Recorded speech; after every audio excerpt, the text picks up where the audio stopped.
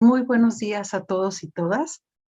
Muchas gracias, maestra Alma Cortés, que nos hace favor de estar con nosotros, al profesor Virgilio Domínguez, a todos los jefes de sección del área de ciencias experimentales, maestra Elizabeth, muchas gracias, bienvenida, y sobre todo al maestro en ciencias Raúl Tafoya Rodríguez. Bienvenidos a todos. Quiero darle la palabra al maestro Virgilio. Adelante, profesor.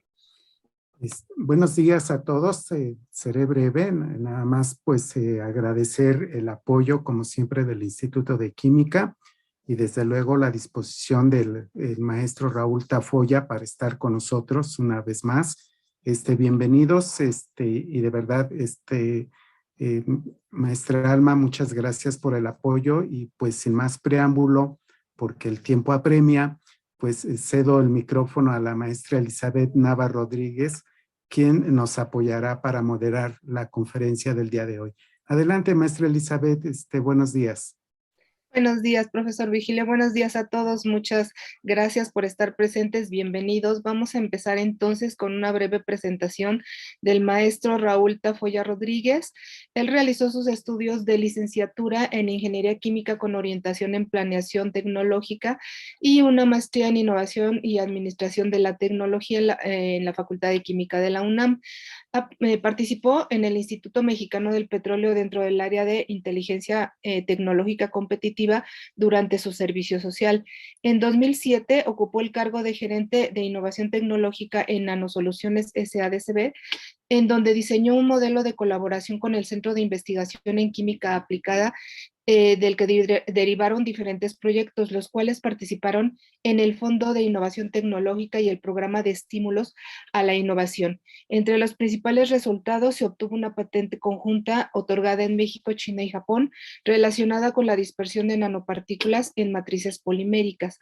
En 2014 se integró a la UNAM como coordinador de vinculación del Centro de Nanociencias y Nanotecnología en Ensenada, Baja California, con el objetivo de impulsar iniciativas encaminadas al fortalecimiento de la vinculación del centro y la UNAM con los sectores público, académico e industrial de la región.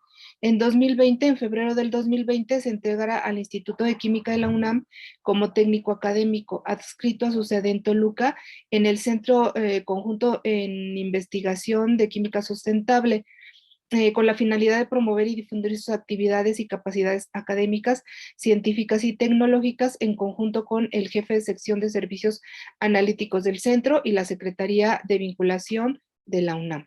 Bienvenido, profesor Raúl Tafoya, les cedo la palabra, les solicito a todos, por favor, si gustan hacer preguntas, pónganlas en el chat, yo se las haré llegar al maestro en cuanto termine su presentación. Les cedo la palabra. Muchas gracias, maestra. Y bueno, antes que empezar, buenos días a todas, a todos y a todes. Y muchas gracias por su asistencia. Gracias, maestra Elizabeth. Gracias, maestro José Virgilio. Y gracias, maestra Rosa Margarita, por la invitación. Y bueno, pues vamos a empezar con esta plática que, bueno, he preparado para ustedes. Bueno, también como les platicaba, esta presentación la hice muy breve, la verdad. Quiero platicarles del tema de innovación, pero obviamente este tema de innovación no lo podemos abarcar en una hora. Se necesita por lo menos un curso, un semestre, ¿no? Por lo menos, y bueno, ya hay incluso maestrías y doctorados en innovación. Entonces, bueno, pues más que tratar de enseñarles algo o darles toda esta información acerca de la innovación, quiero transmitirles una idea y espero que lo pueda lograr. También les quiero decir que esta es una plática que estoy comenzando a preparar, o sea, porque la estoy tratando de plasmar algunas ideas para llevarlas a un tipo artículo o algo así. Entonces, probablemente hay cosas que se puedan incorporar más adelante, pero como les digo, la intención principal es transmitirles esta idea, ¿no? Entonces, bueno, voy a empezar, voy a compartir la pantalla, ya estoy ahí, ¿no? Entonces, bueno, vamos a empezar con la importancia de los jóvenes en los nuevos modelos de innovación. Esto de los modelos de innovación, nuevos modelos de innovación, pues también está como entre comillas, porque, bueno, también no tienen tan poquito tiempo, ¿no? Pero bueno, más adelante se los iré comentando. Para empezar con esta plática, vamos a tratar de definir qué es innovación. Y bueno, el término de innovación realmente es un término que tiene, bueno, hay varias personas que le han dado su definición. Y, por ejemplo, una de ellas es como definiciones que se entiende por innovación la concepción e implantación de cambios significativos en el producto, el proceso del marketing o la organización de la empresa con el propósito de mejorar los resultados. Aquí estamos hablando de dos cosas, que es concepción e implantación de cambios significativos a una empresa para mejorar resultados, que es el manual de Oslo, y lo planteé en el 2005. Y también, bueno, otra de las acepciones que también más o menos se maneja es la de Guy, que es el proceso en el cual a partir de una idea, una invención o un recurso, cimiento de una necesidad, se desarrolla un producto, técnica o servicio útil y es aceptado comercialmente. Entonces aquí estamos hablando de unos términos. Estamos hablando que primero necesitamos un conocimiento. Este conocimiento puede ser empírico o puede ser generado de alguna forma más sistemática, por ejemplo, a través de la investigación y desarrollo, o el conocimiento que la gente va adquiriendo de forma empírica, ¿no? Pero bueno, ya tiene un background de ese conocimiento y a partir de la creatividad es cuando dice, bueno, tal vez con ese conocimiento que ya tengo, esto lo puedo convertir en tal cosa que me puede ayudar a tal cosa, ¿no? Entonces ahí el conocimiento más creatividad se convierte en una invención. Hasta ahí vamos bien, pero para que se vuelva innovación, necesitamos que esa invención se implemente en el mercado. Bueno, en las acepciones que revisamos ahorita se habla mucho del mercado, ¿no? Se habla de que se comercialice. Entonces, cuando tú ya tienes una invención y la logras comercializar o la logras implantar en tu empresa, es ahí cuando ya se convierte en innovación. Si tú tienes una invención que al final no la logras comercializar o no la logras implantar o no la logras vender, entonces se queda hasta ahí, ¿no? Se queda hasta invención y no se convierte en una innovación, que es generalmente mucho de lo que pasa, ¿no? También en muchas universidades. Quiero también aquí aclarar que voy a hablar de la UNAM, pero no me refiero a que solamente pasa en la UNAM, sino que pasa en muchas universidades y que pasa no solamente en universidades del país, sino en universidades a nivel mundial. Entonces, esto es lo que llega a pasar, que los investigadores empiezan a generar ese conocimiento con su creatividad, inventan algo, pero ya al final no logran llevarlo a la práctica, ¿no? No logran comercializarlo. Entonces todo se queda en unas meras invenciones que no se convierten en innovación. Entonces ahí estamos hablando de diferentes grados, ¿no? Entonces, como ustedes pueden darse cuenta, pues en las definiciones muy rápidas que vimos, se hablaba mucho del mercado. Ajá. Y entonces, cuando se empezó a investigar o cuando se empezó a tratar de establecer estos modelos de innovación o cómo es que pasaba ese proceso en el cual las invenciones llegaban a ser innovación, se empiezan a hacer este tipo de modelos. Y uno de los primeros modelos, dos de los primeros modelos son los modelos lineales. Estos modelos nos hablan de que, o bueno, refieren que hay una investigación básica, una investigación básica que se desarrolla en los centros de investigación o que se desarrolla en las universidades. Esa investigación básica se transforma en investigación aplicada Eso ya después, ya que se encuentra la aplicación para la investigación, entonces ya se empieza a hacer el desarrollo tecnológico que se convierte en un producto y que al final se llega a una comercialización para que llegue al mercado, ¿no? Así es como la idea bonita que debería de pasar con toda la investigación y que debería de convertirse en innovación, pero bueno, eso no pasa casi nunca. Este modelo se le llama donde la tecnología empuja la innovación. Y desafortunadamente en algunos casos, bueno, se sigue pensando así, ¿no? O sea, como que algunas, en algunos lugares de investigación se realiza investigación sin tener claro hacia dónde se va.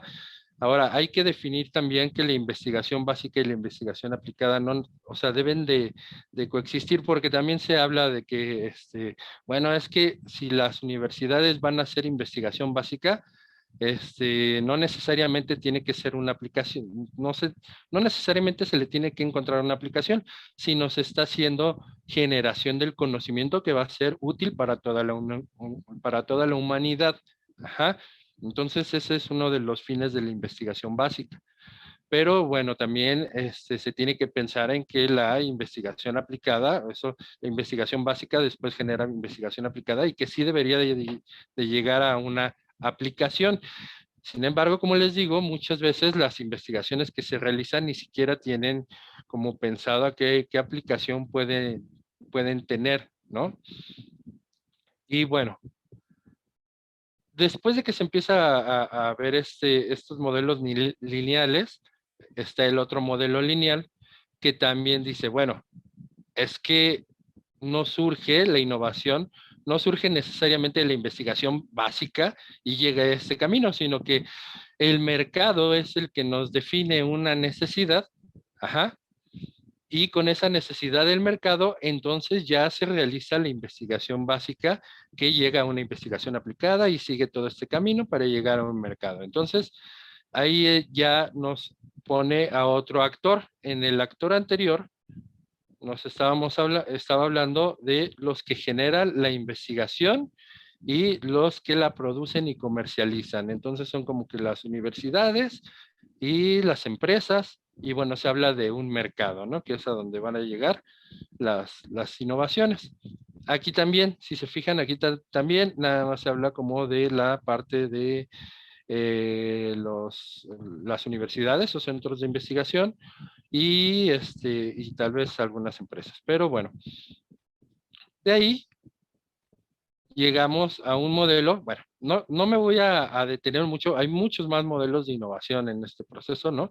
Pero bueno, a lo que quería llegar es a este punto. Vamos a entrarle al modelo de la triple hélice de la innovación, que bueno, más que un modelo es como una definición de los actores que participan en la innovación.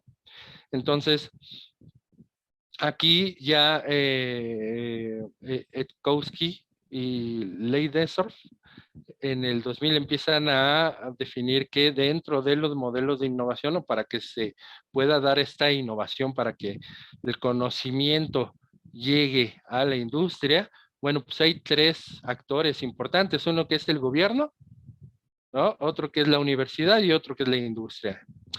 Estos tres actores tienen sus diferentes roles. El gobierno es el que va a poner los lineamientos para desarrollar esta innovación, es el que va a decir cómo se va a llevar a cabo, ¿no? Y aparte es el que también va a empezar a dar como las zanahorias, ¿no? Se les llama, ¿no? Como los incentivos para que las universidades y las industrias puedan generar esta innovación, porque una de las cosas importantes es que pues la universidad y la industria pues están muy desconectadas, ¿no? Entonces la idea sería conectar estos tres actores porque la universidad genera el conocimiento y al final la industria es la que lo aplica.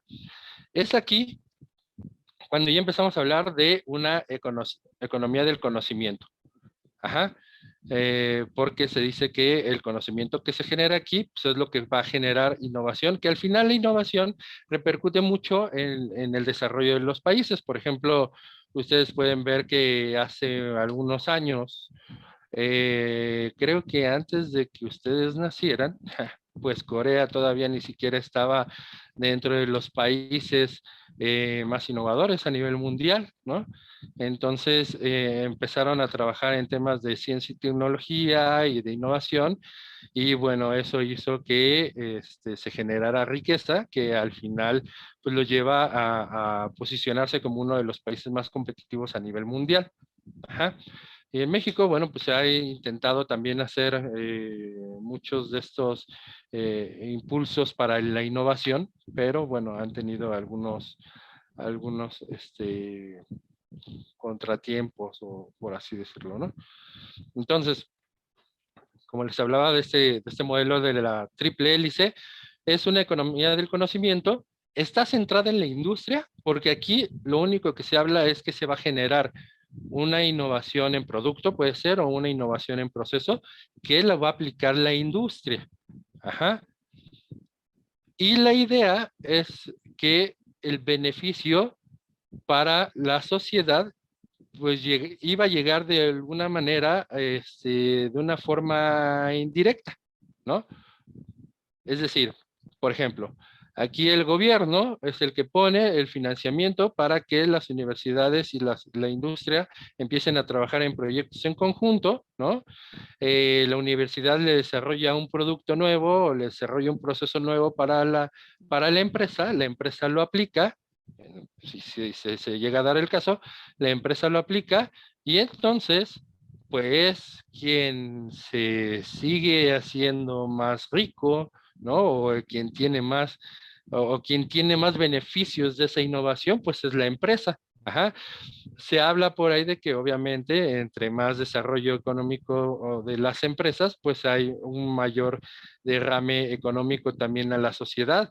Sin embargo, muchos de los autores han puesto en duda esto porque dicen, bueno, sí, pues yo veo que las empresas empiezan a ser más ricas y más ricas y más ricas, y la brecha social se vuelve más grande, ¿no? O sea, los ricos se vuelven más ricos y los pobres se vuelven más pobres. Entonces, no me queda como que muy claro esto de que pues hay un beneficio social como tal, ¿no? Y entonces es ahí cuando dicen, bueno, ya se empieza a hacer un modelo de la cuádruple hélice y va muy de la mano con los objetivos de desarrollo de la ONU, ¿no? Que también ahí es cuando ya empiezan a decir, bueno, a nivel mundial lo que tenemos que hacer para tener un desarrollo sustentable, ¿no? A nivel mundial, pues tenemos que atacar ciertos puntos, ¿no? Tenemos que atender ciertos puntos. Y bueno, aquí ya hablamos de un modelo de cuádruple hélice, y es cuando se habla de la sociedad del conocimiento, porque aquí sí ya se incorpora a la sociedad civil organizada, ¿no? Entonces ya no nada más son estos tres actores, sino es buscar innovaciones que realmente tengan un impacto en la sociedad y no nada más a las empresas. Ajá. Y es cuando ya se habla de innovación social. Ajá. La innovación social se traduce en nuevas ideas, productos, servicios y modelos que dan respuesta a las necesidades sociales de manera más eficiente que las ideas tradicionales, y o crean además nuevas relaciones sociales o formas de colaboración. Entonces es ahí cuando ya se empieza a tomar en cuenta a la sociedad, y entonces porque había algunos casos en que las innovaciones estaban desarrolladas, como les digo, como para que las empresas maximizaran sus recursos económicos, ¿no? Pero cuando había la necesidad de resolver un problema social, probablemente eso a las empresas no les interesaba porque no iban a tener alguna ganancia económica fuerte. Ajá. Entonces era como que, bueno, sí, pues luego lo vemos, ¿no? Entonces ya cuando aquí ya se empieza a tomar en cuenta la sociedad, es cuando ya se empiezan a crear incluso empresas que que empiezan a desarrollar este tipo de emprendimientos con innovación más enfocadas al desarrollo social. Ajá. Entonces, no sé si hasta ahí vamos bien. pero bueno, las preguntas, como les habían platicado, nos vamos hasta el final. De todos modos, si alguien quiere hacer una pregunta, puede alzar la mano y me dice. Cuando hablaba al principio en el título de los nuevos modelos de innovación, me refería a de cuádruple hélice y de la quíntuple hélice, porque realmente se empieza a hablar de ellos a partir del año 2000, ¿no? Más o menos. Estamos hablando que el modelo lineal se estaba manejando por ahí del año 50, de los 50, 60. Después, el de la triple hélice ya empieza a tener un mayor, una mayor fortaleza por ahí de los 90. Y ya en el 2000 es cuando empiezan a decir, hey, pues también te falta la sociedad, ¿no? Y bueno, últimamente es cuando dicen, bueno, sí, la sociedad es importante, pero nos está faltando un jugador importante que es el medio ambiente. Ajá, porque se estaba hablando, como pueden darse cuenta aquí, era una innovación totalmente en un sistema capitalista, ¿no? En el cual, como saben, mucho de este sistema capitalista se habla de la producción, producción y producción y vender, vender, vender, vender, sin tomar en cuenta que hay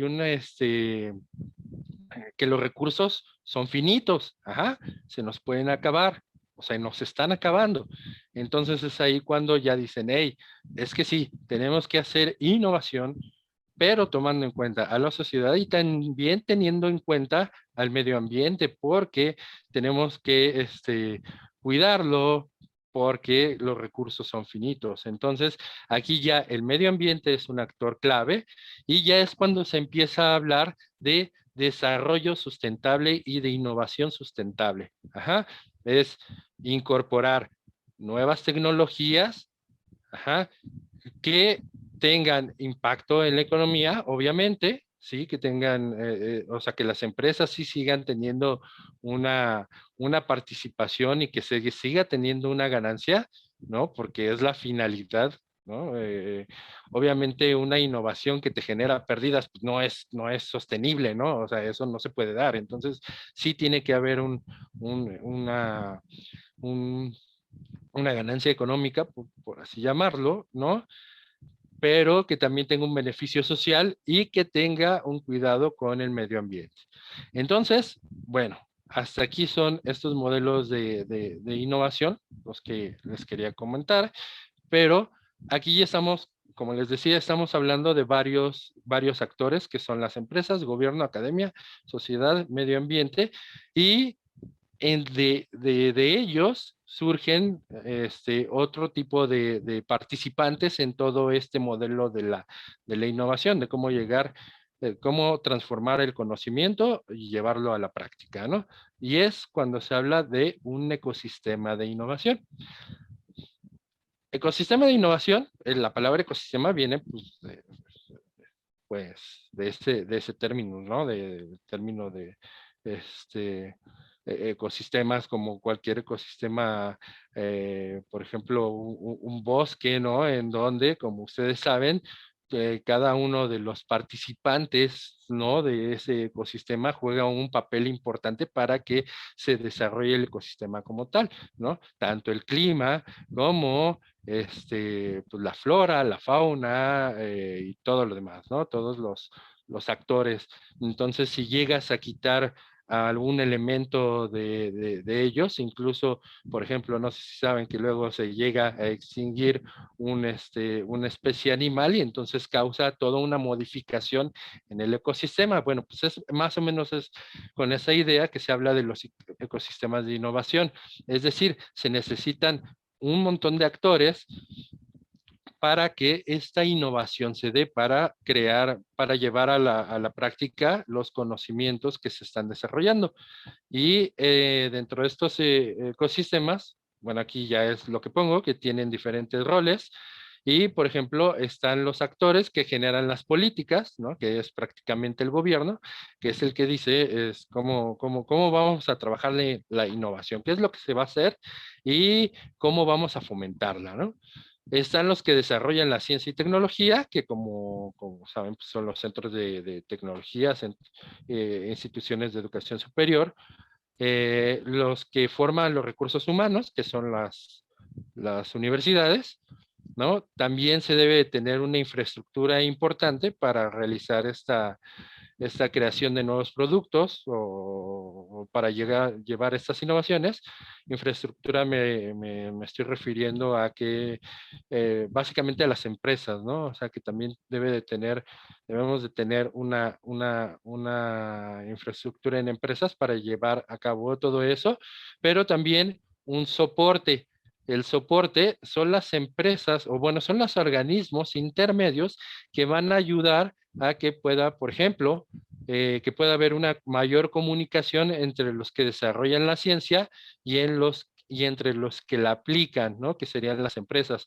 Estas pueden ser algunas organizaciones como las oficinas de transferencia de tecnología, ¿no? Que ya existen, o que cada una de las universidades también dentro de sus universidades tiene oficinas de vinculación, por ejemplo.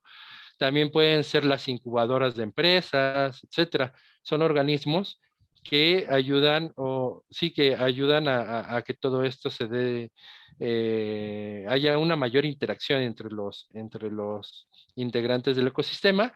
Y bueno, otra de las cosas importantes, pues es la inversión, ¿no? ¿Quiénes son los que van a poner dinero para que estas invenciones se lleven a cabo, ¿no? Y entonces estamos hablando de un ecosistema de innovación. Aquí yo me encontré esto que es interesante. Los ecosistemas de innovación, hace unos años, todavía cuando se hablaba de ecosistemas de innovación, eh, a ver, voy a hacer una pregunta rápida. A ver, ¿quién quiera contestarme?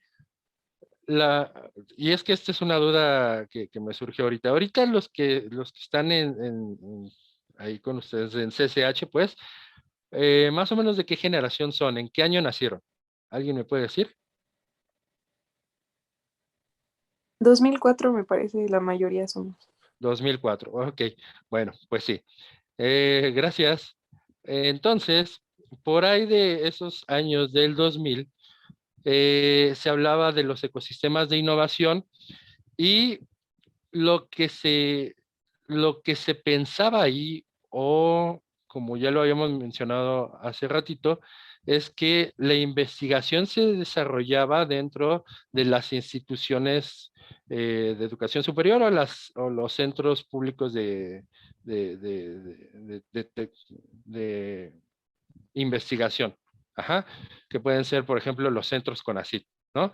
Y entonces ellos desarrollaban la tecnología y la innovación la realizaban en mayor medida, la hacían las grandes empresas, ajá, y el sector público, es decir, el gobierno. Ajá, ellos eran los que iban a implementar las tecnologías.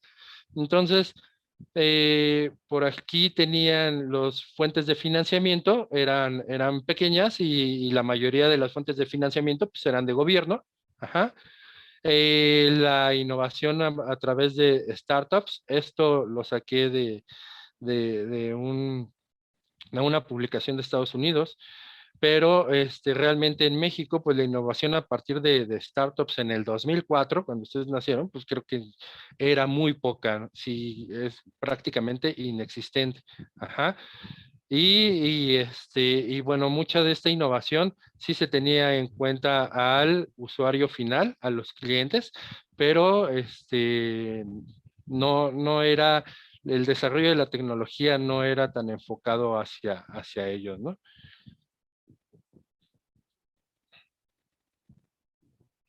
Y ahora, ¿qué es lo que pasa?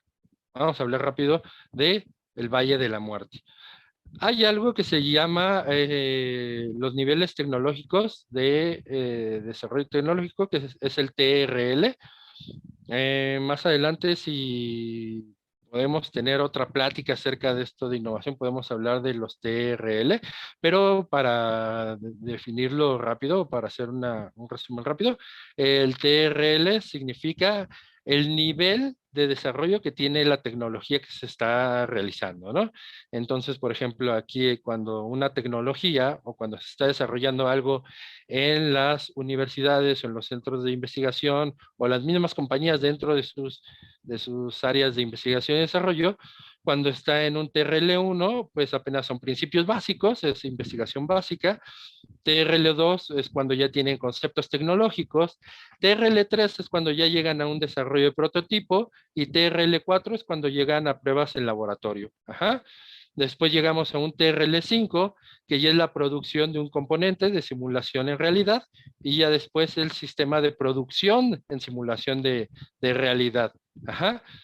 Y el TRL7 ya cuando son pruebas en situación de trabajo, es decir, ya cuando la invención ya se está probando dentro de la empresa para llegar a su comercialización. Ajá. Ya cuando llegamos a un TRL8 es cuando es la validación a un ritmo estándar de trabajo, cuando la empresa ya lo está incorporando dentro de su línea de producción. Y bueno, aquí ya está cuando ya lo incorporó y lo está optimizando, ¿no? El asunto con esto, con este punto acá atrás, ¿no? En el que la investigación pasaba a las grandes empresas, es que existe el Valle de la Muerte, donde hay dos niveles en el cual nadie se hace cargo de estos dos, ¿no?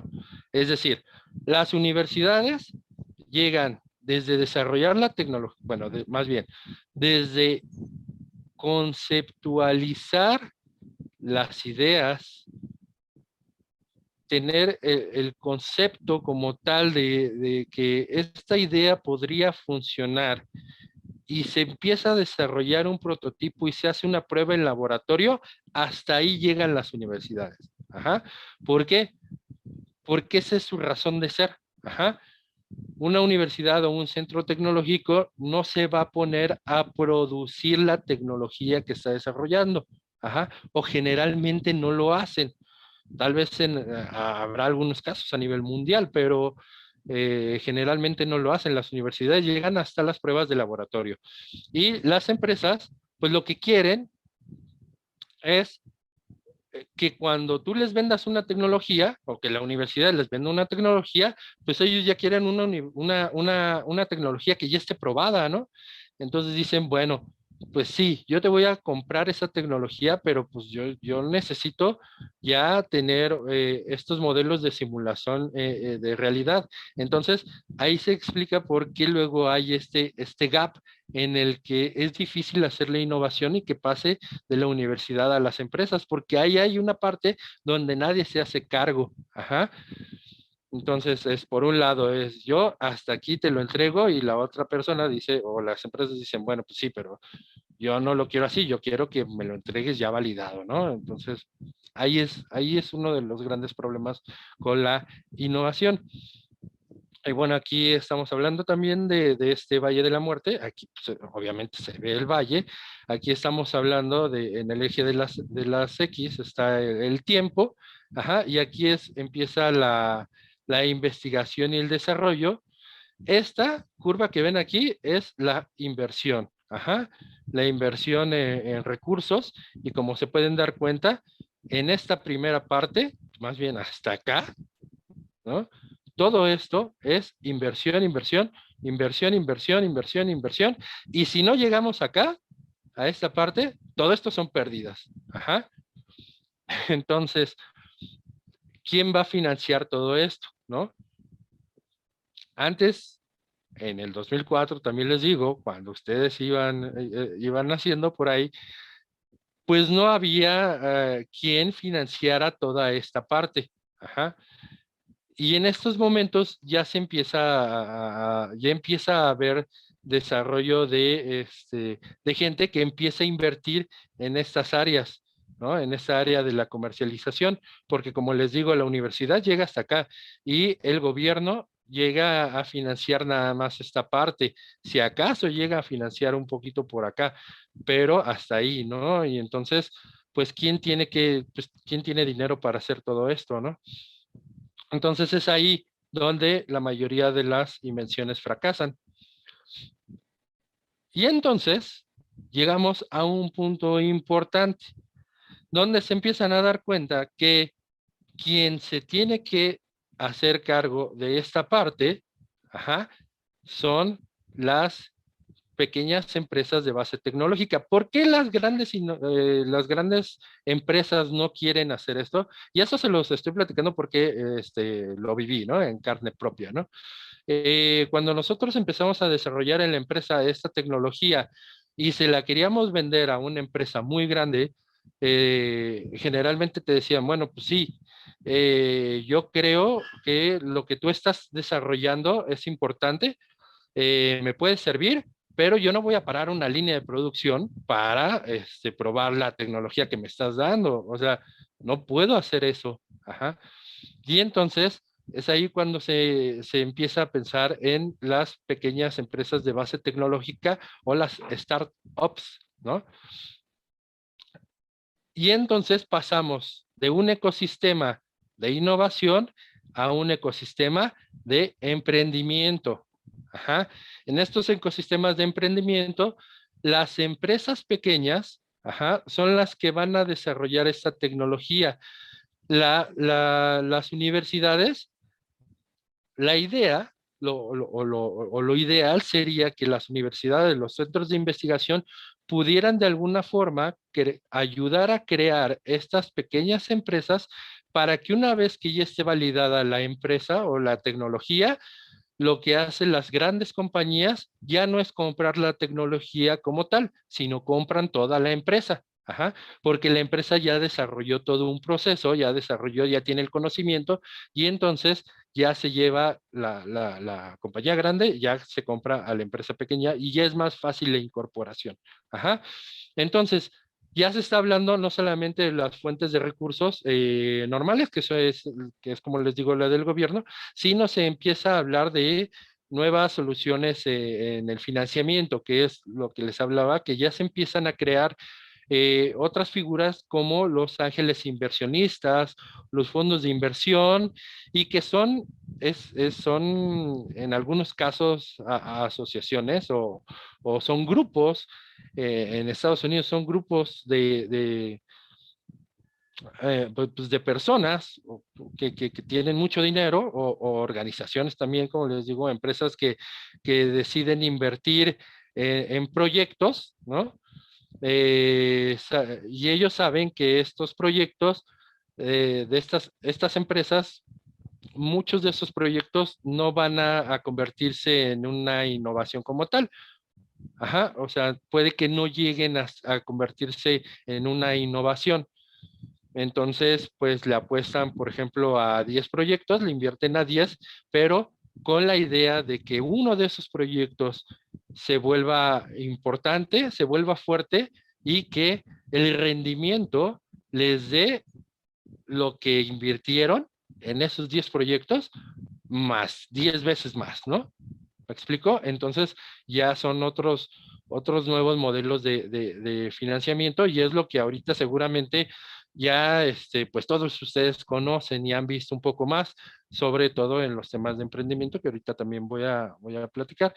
Y bueno, aquí ya se habla también de que las investigaciones están, o bueno, los desarrollos están centrados en los usuarios finales. Uno de los problemas, como les digo al principio, es que se desarrollaba tecnología sin saber exactamente para qué era, ¿no?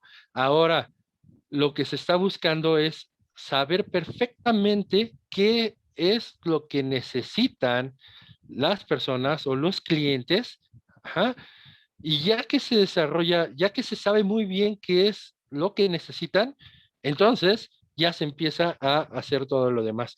Es muy común también en las universidades, como les digo, no solamente en la UNAM, sino en todas las del país y en otros países, que algunos investigadores empiezan a desarrollar la tecnología, como les decía al principio, sin saber para qué, pero no solamente eso, sino que ellos piensan que esa tecnología va a resolver un problema muy importante y puede que sí lo resuelva, pero al final cuando lo empiezas allá a pelotear con los clientes finales, los clientes te pueden decir, pues sí, es importante, pero eso realmente no me interesa tanto, ¿no?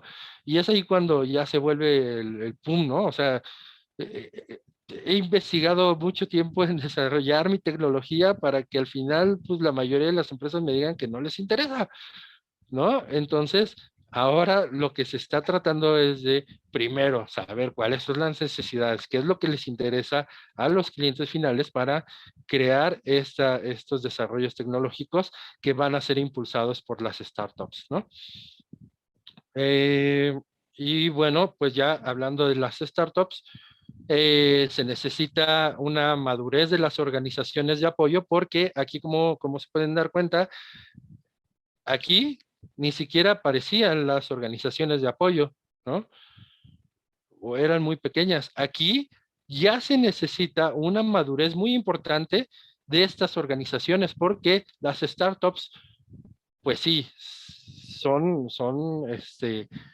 emprendimientos, tienen la mayoría de los que realizan, de los emprendedores, tienen ganas de crear cosas, pero pues no pueden solos, ¿no? Entonces sí necesitan apoyo de incubadoras, como les decía, oficinas de transferencia de tecnología, mentores, y estas organizaciones también deben de profesionalizarse para poder ayudar a las startups, ¿no? Entonces, como ven, estamos pasando de unos modelos de innovación que empezamos al principio a unos modelos de emprendimiento, ¿no? Y ya vamos a empezar a cerrar todo esto que les acabo de decir. ¿Y por qué los jóvenes son importantes en estos modelos de innovación y emprendimiento? Primero que nada, porque se ha visto que las generaciones nuevas, ¿no? Ustedes como generación, ya tienen una sensibilidad más importante o más profunda a los temas sociales y ambientales que antes no se tenía. Ajá. Como les decía, antes se pensaba en estas economías capitalistas en donde se habla de producción, producción, producción y consumo, consumo, consumo, ¿no? Y ya, no se habla de otras cosas y en los últimos años yo creo que hay más jóvenes ya que tienen estos temas sociales y ambientales, ya los tienen incorporados prácticamente a su ADN, ¿no? Ya nacen con eso.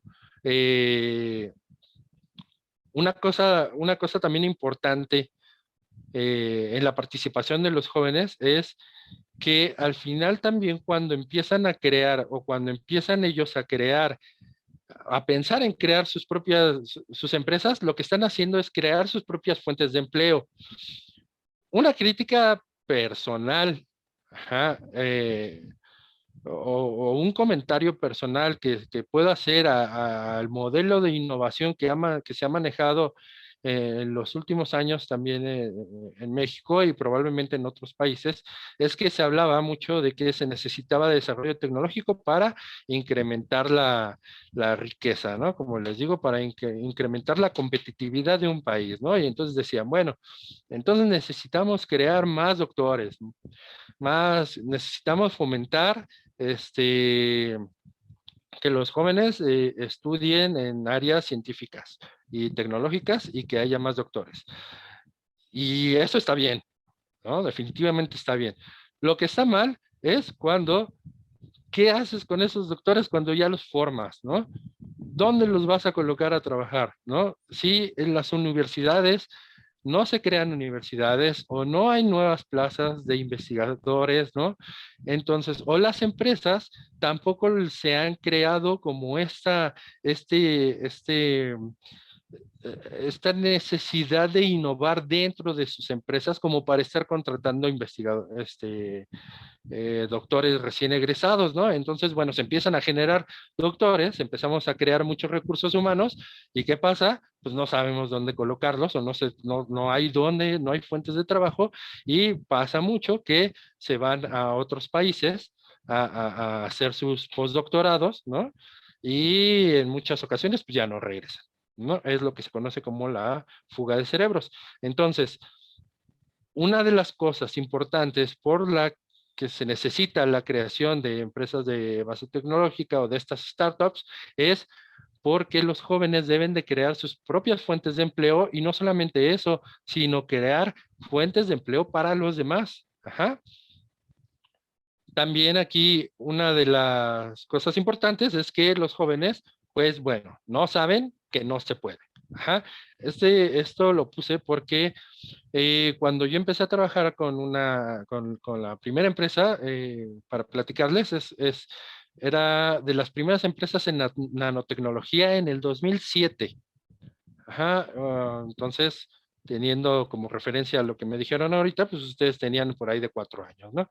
Entonces, se empezaba a hablar de nanotecnología y fuimos de las primeras empresas que empezamos a trabajar con estos temas y básicamente lo que empezamos a desarrollar junto con un centro de investigación fue eh, crear polímeros, ¿no? Plásticos en los cuales les incorporábamos nanopartículas, ajá, nanotubos de carbono. Y eso lo que hacía es que les daba nuevas características a los plásticos. Uno de ellos era, por ejemplo, tuvimos ahí un desarrollo que era un polímero que conducía electricidad, cuando ustedes saben que pues, los polímeros no conducen electricidad, ¿no? También teníamos polímeros que eran más resistentes mecánicamente, ¿no? Y que también eran resistentes al flama y en fin, ahí hubo varias cosas que se empezaron a desarrollar, pero porque no sabíamos que no se podía, ¿no? Siempre nuestro jefe nos decía, para hacer todas las cosas, nos decía, a ver, no me digas cómo no se puede, dime cómo sí se puede, ¿no? Y entonces, en ese entonces, cuando pues era joven y también empecé a trabajar en esta startup, pues no tienes esas barreras mentales en las que luego te dicen esto, es que eso no se puede hacer, ¿no? Entonces, es ahí cuando tú buscas cómo sí se puede hacer. Y bueno, otra de las cosas es que tienen tiempo y energía, ¿no? Eh, Esto es importante porque se ha impulsado también, debo decirlo, que las universidades han impulsado mucho que los investigadores puedan crear sus empresas. Ajá. Hay algunas universidades que van un poquito más adelantadas que otras en lo que respecta a su legislación para permitir que se pueda hacer esto, porque antes prácticamente no se podía, ¿no? O sea, como si tú eras un investigador y querías poner una empresa con tu investigación que estás desarrollando, era prácticamente imposible. Ahora, más o menos ya se puede. Ajá. El problema es que tú como investigador pues estás trabajando para la universidad y tienes que cumplir con ciertos objetivos que te da tu trabajo y que te pide la universidad y aparte, porque estás dentro de un esquema de evaluación que es el Sistema Nacional de Investigación, donde también te empiezan a pedir un montón de cosas, de indicadores para darte más nivel dentro del SNI. Entonces, es prácticamente imposible tener el tiempo para que puedas cumplir con esa área de la investigación, como para que también puedas crear tu empresa. Es prácticamente imposible. No digo que no se haga porque hay investigadores que sí lo han hecho. Ajá. Eh, pero es complicado. En cambio, los jóvenes como ustedes, les voy a platicar cuando esto ya lo he escuchado en varios lados, no solamente en pláticas aquí en México, sino en pláticas en otros lados. Cuando terminan de estudiar, supongamos, están ahorita en CCH, pasan a licenciatura, terminan la licenciatura y luego ¿qué viene? ¿No? Van a terminar la licenciatura por ahí de los 21 o 22 años. Ajá. Bueno, pues de ahí tienen hasta los 30 años, se dice que tienen hasta los 30 años para equivocarse. Ajá. Tienen, tienen un lapso entre 5 y 8 años como para hacer cosas y al final decir, por aquí no iba, mejor me cambio y me voy para acá o me regreso. O sea, todavía hay ese tiempo para hacer ese cambio de rumbo, que no es lo mismo para una persona que ya es un investigador o que ya está trabajando en otras áreas. eh, ya no es lo mismo porque ya tiene otro tipo de responsabilidades, ajá. Quizá pues ya está casado, ya tiene su trabajo, ya tiene tal, ¿no? Entonces, eh, no es tan fácil tener esa libertad como para estarse moviendo, ¿no? Sino ya buscas un poco más de seguridad. Entonces, algo que tienen los jóvenes es sobre todo es el tiempo y la energía, y como les digo, es la oportunidad de equivocarse, que al final esto de equivocarse no es más que aprendizaje. Cuando ustedes, cuando yo he escuchado historias de emprendedores que han puesto o que han intentado poner empresas y han fallado, y han fallado, y han fallado, y han fallado, y como al quinto, sexto le pegan, ajá, esto de equivocarse, lo único que hizo fue, es que aprendieron a cómo no hacerlo o aprendieron a cómo tener cuidado en ciertas cosas, ¿no? Entonces, si ustedes llegan a los 35, porque, bueno, luego se habla de que, ahora se habla de que los jóvenes es hasta los 35, ¿no? Todavía. Entonces, si llegan a los 35 y dicen, bueno, pues ya buscaré un poquito de un trabajo más estable, ¿no? Estoy seguro que todo lo que hicieron en eso, en esas oportunidades de emprender, de crear startups y de equivocarse, todo ese aprendizaje es muy valioso y es casi seguro que se los van a tomar en cuenta, ¿no? En donde vayan a incorporarse. Y bueno, ya para terminar, es muy importante también que estos de la cultura y la formación sobre el emprendimiento. Ajá. Afortunadamente, en los últimos años ya hay un impulso a este emprendimiento, no solamente en las universidades, sino también a nivel cultural. Ajá. Bueno, a nivel cultura pop, por así decirlo, ¿no? Entonces, por ejemplo, aquí pueden darse cuenta que la UNAM tiene, a través de Innova UNAM, tiene talleres de emprendimiento, que por cierto, ahorita estoy tomando uno, ajá, porque estoy junto con una egresada de la licenciatura en nanotecnología, estamos desarrollando ahí un proyecto.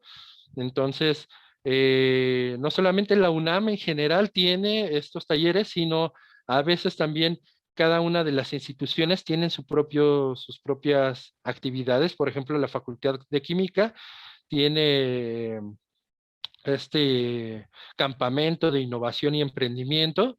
Ajá, la Facultad de Ingeniería tiene un diplomado de emprendimiento de base tecnológica y gestión de la innovación. Hace poco la UNAM se unió con el TEC de Monterrey y tienen algunos proyectos.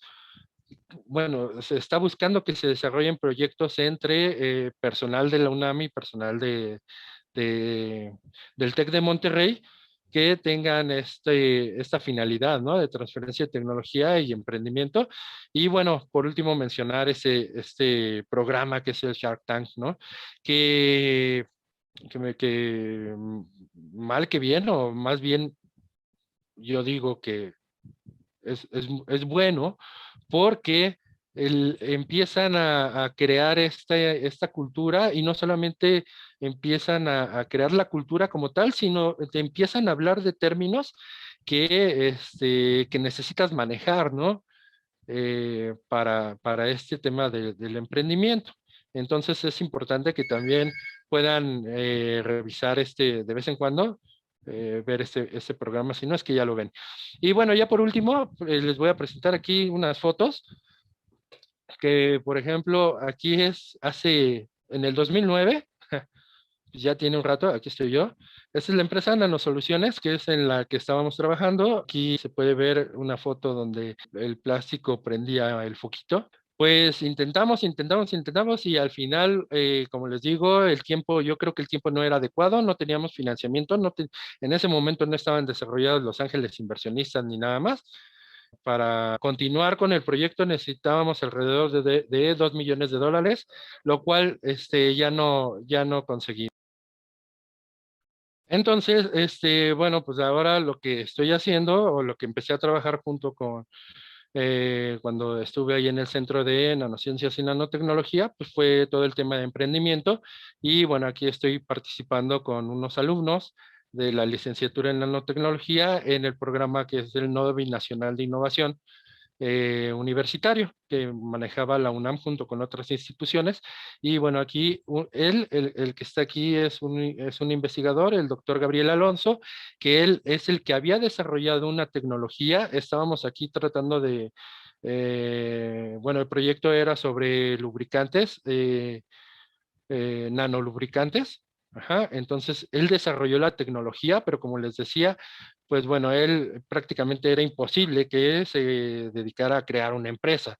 Entonces, ¿quiénes son los que, o lo ideal que crearan la empresa? Pues eran los dos estudiantes, ajá, y bueno, pues aquí ya estoy como mentor, ¿no? Ayudándolos en encontrar estos temas de los clientes y demás, y estamos dentro de un programa que nos iba a formar a todos, ¿no? Dentro de este programa de emprendimiento. Entonces, bueno, creo que hasta ahí llega la presentación.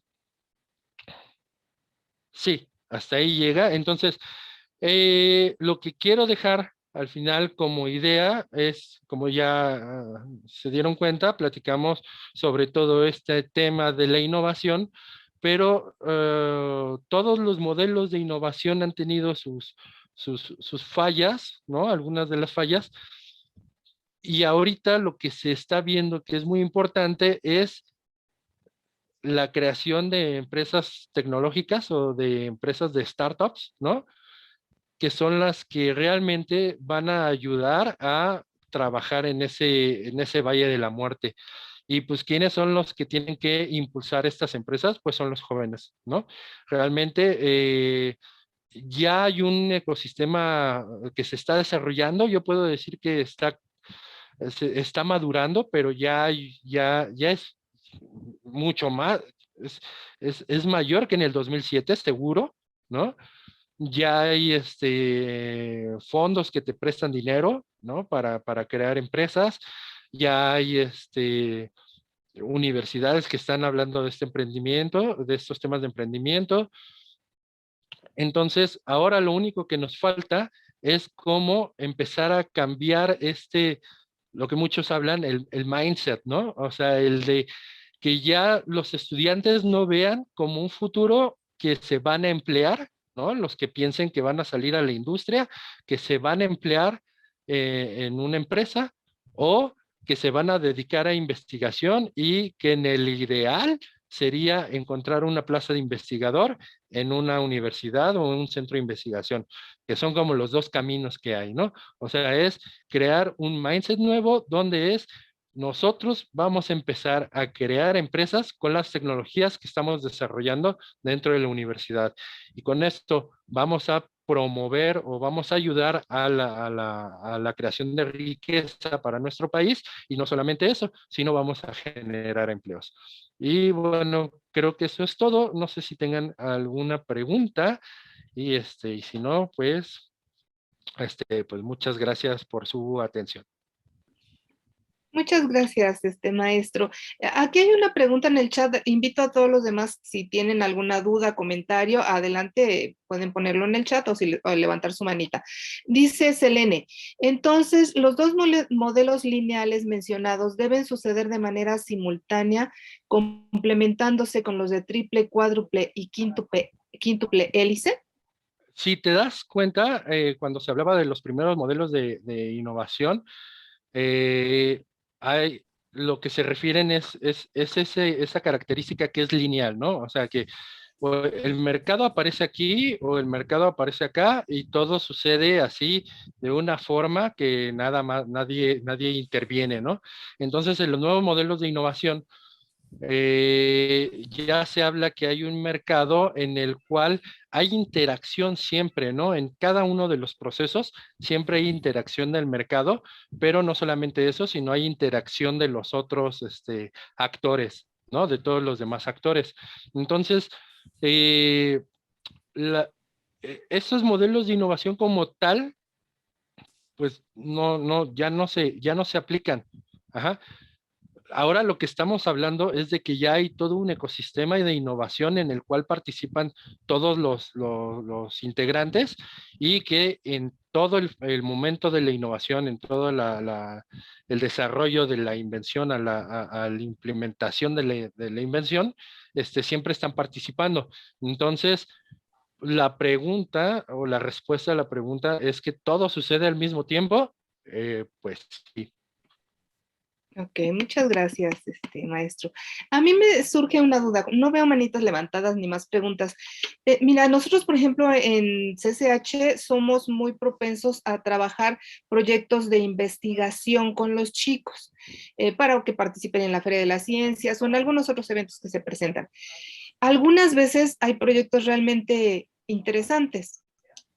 ¿Cuál sería, cómo nosotros como profesores podríamos orientar a nuestros chicos con ese tipo de ideas innovadoras? Porque mencionabas que nosotros ahora debemos de partir de la necesidad del consumidor, ¿no? En investigación, si antes era muy común que, pues hay estos proyectos a cuál te quieres dedicar y haz tu proyecto, y haz tu maestría, haz tu doctorado y tu tesis, y si funciona o no, sirve o no, pues no importa, pero ya tienes tu título, ¿no?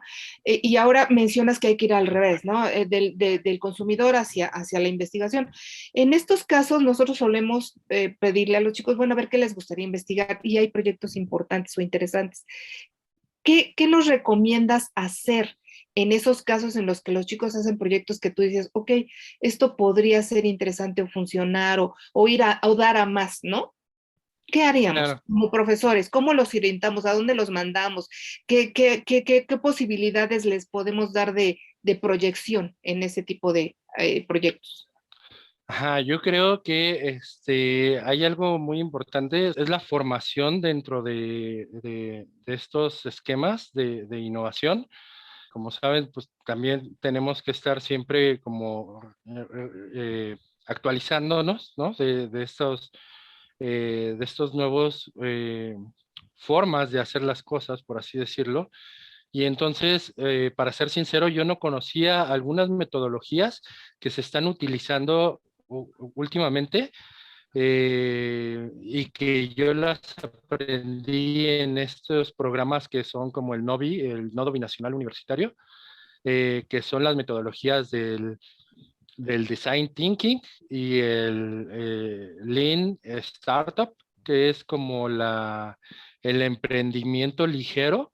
Ajá. Mi recomendación sería como empezar a conocer también de este tipo de metodologías, porque ahí es cuando habla de que las investigaciones tienen que centrarse en la resolución de un mercado, pero también encontrar un cliente que realmente le resuelva su necesidad. Ajá.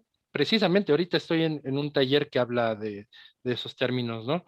Entonces, lo que yo recomendaría es incluso en Coursera o en las plataformas que hay sobre educación virtual o en educación en línea, hay muchos de estos cursos de innovación. Entonces, yo recomendaría entrarle también a estos temas porque, como les digo, a pesar de que yo estudié temas de innovación y demás, yo no los conocía como tal. Y cuando ya empiezas a aplicarlos es cuando te das cuenta de qué mal es, de cómo no estabas tomando en cuenta muchas cosas. Por ejemplo, así de rápido, en ese modelo en este ejemplo que les puse del nodo binacional, donde trabajé con el investigador y con mis dos, con los dos alumnos, Ari y Aldo, el investigador lo que estaba desarrollando era un nanolubricante, que la idea era poner un lubricante con nanopartículas. La idea era ponerlo en los motores de autos, ¿no? Porque pues el aceite hacía que hubiera menos fricción y como había menos fricción, había menos desgaste y al haber menos desgaste había menos esfuerzo y eso hacía que hubiera menos consumo de gasolina, ¿no? Pero lo más importante es que había menos emisiones de contaminantes al ambiente, ¿no? Y una de las cosas que te da estas metodologías es que primero preguntes si eso realmente quiere el cliente. Y entonces aquí una de las tareas que nos hicieron hacer o que tuvimos que hacer es preguntarles a 100 personas, bueno, primero definir cuál iba a ser nuestro cliente y entonces dijimos, bueno, pues es un conductor de auto que lo conduce mucho, entonces puede ser un conductor de Uber, un conductor de taxis o algo así, ¿no? O tal vez alguien que trabaja en un taller, ¿no? Y entonces ya les empezamos a preguntar a todos ellos y nos dijeron, ah, pues sí, está padre, pero no, yo no le meto ningún aditivo a mi coche, ¿eh? No, porque los aditivos son bien malos, ¿no? Incluso los aditivos te pueden tapar eso, ¿no? Los, no sé, te pueden dañar el motor, ¿no? Y entonces te das cuenta que si hubieras sacado ese producto como tal, probablemente nadie te lo hubiera comprado, ¿no? Porque no le estabas resolviendo un dolor a nadie. Entonces, ahí es cuando tienes el mismo producto, tendrías que pivotear, si habla, ¿no? De cambiar el cliente y decir, bueno, tal vez ellos no son mi cliente. Entonces, mi cliente puede ser la industria metalmecánica, ¿no? Son los que tienen robots o los que tienen, pues sí, robots gigantes que también necesitan eso. Bueno, eso es como un ejemplo. Entonces, el resumen creo que es entrarle a estos programas también de formación de emprendedores y como maestros también o como mentores, también seguir en esta actualización de esos temas. No sé si con eso pueda resolver la pregunta. Claro que sí, muchísimas gracias, maestro. Mira, tengo aquí otra pregunta, José Elías Ortiz. ¿Usted cree que en la actualidad se está respetando el lugar del medio ambiente en la producción? Y si no es así, ¿por qué? Bueno, yo creo que actualmente ya hay una mayor conciencia en el medio ambiente, ¿no? Y ya se están llegando a investigaciones importantes en las cuales no solamente se habla que es el respeto del medio ambiente, sino que lo que estamos generando está impactando de cierta forma a nosotros mismos, ¿no? Por ejemplo, el asunto de los microplásticos, ¿no? En el océano, ¿no? Y que al final llegan al humano y que se ha demostrado, bueno, que se ha visto que dentro del humano puede haber ahí microplásticos, ¿no? Nanoplásticos, algo así. Entonces, yo creo que actualmente, pues las empresas hablan de responsabilidad social y responsabilidad ambiental, pero tal vez no lo sea tanto, pero yo creo que por eso necesitamos que haya más impulso de los jóvenes en esa parte, ¿no? O sea, yo creo que estamos hablando de generaciones diferentes, ¿no? De los que antes realizaban innovación, ajá, donde en un modelo económico, como les digo, que era de producción, producción y consumo, consumo, consumo, pues porque así nos enseñaron, ¿no? Y, a las generaciones, incluso a las generaciones anteriores a la mía, ¿no?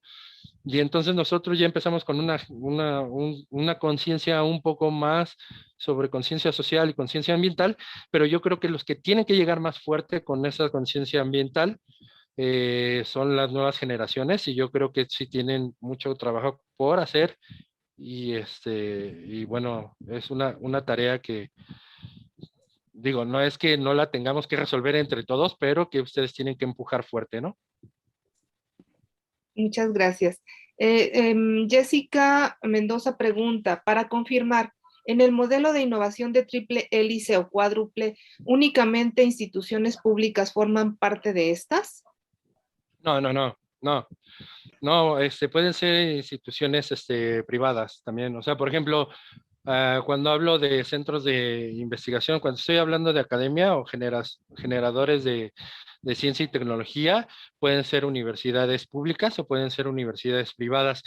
Muchas veces no se consideraba antes, muchas veces no se consideraba a las universidades privadas como generadores de ciencia y tecnología porque su origen era otro. Sin embargo, en los últimos años se ha visto que, por ejemplo, instituciones como el TEC de Monterrey están desarrollando tecnologías importantes e incluso generando patentes y demás, que bueno, ya no se está excluyendo nada más por ser instituciones privadas per se, ¿no? Como antes, sino ya se les considera como generadores de tecnología. Y bueno, también estamos hablando de instituciones de centros de investigación o incluso empresas, pequeñas empresas que desarrollan la tecnología como tal. No sé si queda resuelta la pregunta. Esperemos que sí, si no ya ahí nos contestará. Y una última pregunta, maestro. Guillermo Retama pregunta, ¿qué ocurre cuando no hay participación de jóvenes en un proyecto de innovación o emprendimiento? El problema es ese, o sea, cuando no hay jóvenes, no tienes, mira, dicen, por ahí he escuchado también, que los que tienen nuevos puntos de vista, son los jóvenes porque no están tan metidos en una tecnología como tal. A lo que voy es que, por ejemplo, un investigador empieza a desarrollar algo, empieza a desarrollar su investigación y se vuelve especialista en esa área. Pero a veces se vuelve tan especialista que en la misma dinámica que también tiene que estar creando publicaciones y demás, luego no tiene, digamos así como otra perspectiva o tal vez otros puntos de vista, por así llamarlo, ¿no? A menos que ya llegue a ser como ya termine esa línea de investigación y ya se vuelva muy experto en esa línea de investigación y entonces ya tiene como otras perspectivas, pero durante desarrollando esa línea de investigación, a veces es difícil tener otros puntos de vista y no me estoy refiriendo a otros puntos de vista científicos y tecnológicos, sino incluso a otros puntos de vista, ¿no? Puntos de vista, como les digo, de este tema de económicos o ambientales o de tal, ¿no? De la aplicación de la tecnología como tal. Entonces, lo que necesitamos de los jóvenes es no solamente esos nuevos puntos de vista, como les decía, el que ellos preguntan, ¿y por qué no? ¿Y por qué no se hace así? Como no saben que, como les decía, no sé que no se puede, ¿no? Entonces, pues para mí todo se puede. Entonces, eso te abre un montón de la mente como para empezar a buscar aplicaciones y sobre todo por esto, ¿no? Lo que yo les decía, el aspecto social y ambiental que a veces también pues llegamos a descuidar mucho y sobre todo, pues cuando no hay participación de jóvenes, pues también la cosa del tiempo, como les decía, ¿no? El tiempo y las ganas. Muchas veces un investigador o una persona, dejemos de hablar de investigadores porque parece que estoy hablando mal de los investigadores y no es así, o sea, el trabajo es importante, en la dinámica personal de una persona que ya se encuentra en un rango de edad un poco más arriba. No digo tampoco que si eres mayor de 40 no puedes innovar, ¿no? O sea, tampoco estoy diciendo eso, sino que los jóvenes tienen como un margen más amplio como para estarse equivocando y si no es el camino por ahí, pues se van por acá y después se van por acá y se van por acá. Y en cambio, los adultos, o bueno, los que ya tienen más edad, como nosotros, entonces ya no, los grados de libertad, por así decirlo, ya no son tan amplios. Muchas gracias, maestro. Ya no tenemos más preguntas en el chat. Hay muchas felicitaciones y muchos agradecimientos, así que le agradecemos muchísimo su plática. Le cedo la palabra al profesor Virgilio y pues muchas gracias por acompañarnos. Muchas gracias a ustedes. Pues solamente ya para concluir, le agradecemos mucho su participación, su tiempo, su buena disposición para estar el día de hoy con nosotros. Y pues es un tema muy interesante, como bien lo señala usted, pues que da para mucho, que todavía, y sobre todo con la finalidad de que nuestros alumnos cuando terminen de manera que dentro de 3, 4 años que terminen sus carreras, pues tengan otro panorama, ¿sí? A veces cuando uno concluye la carrera se nos cierran, como que sentimos que todo se cierra, que no hay opciones y esta puede ser una alternativa, ¿sí? Pues de nuestra parte, maestro Raúl, le agradecemos de verdad de su tiempo y pues a todos los compañeros, alumnos, maestros que nos acompañaron el día de hoy, también les agradecemos su tiempo. Que tengan buena tarde y seguimos al pendiente en las otras conferencias, ¿sí? Buenas tardes a todos.